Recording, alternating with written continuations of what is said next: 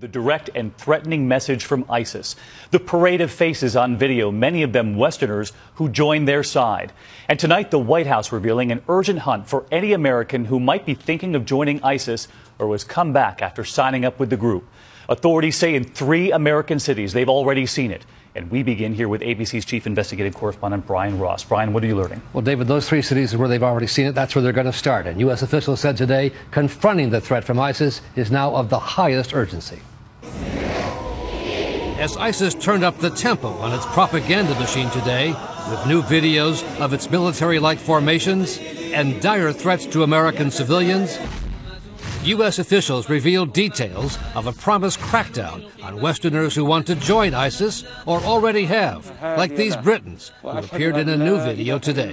We are working very closely with our international partners to try to mitigate this threat, to keep eyes on these individuals and to monitor their movements. U.S. officials said today efforts to shut down the jihad pipeline to ISIS will focus on Boston, Minneapolis, and Los Angeles.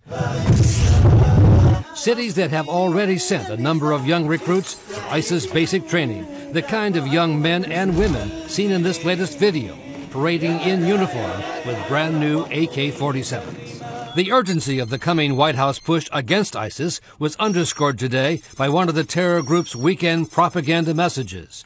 Its chief spokesperson urged supporters around the world, if you can kill a disbelieving American or European, especially the spiteful and filthy French, or an Australian or a Canadian, then rely upon Allah and kill him in any manner or way, however it may be.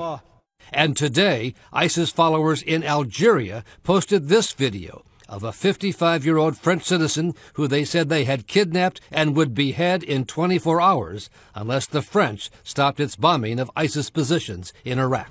Very alarming developments. Brian, back with us now. And what about the other headline you're following tonight? Afghan soldiers who were on Cape Cod now missing? 3 officers were here for training. They went missing Saturday night. Turns out they headed for Canada and sought political asylum there. Never a threat to the U.S. All right, Brian, thank you. In the meantime, I want to bring in ABC's chief global affairs correspondent, Martha Raddatz, tonight.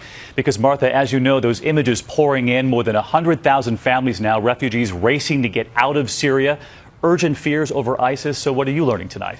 Well, the attacks by ISIS on villages in Syria have been relentless, David, using tanks and artillery. Some 130,000 Syrian refugees now streaming across the border into Turkey. It just points to the urgency of the problem.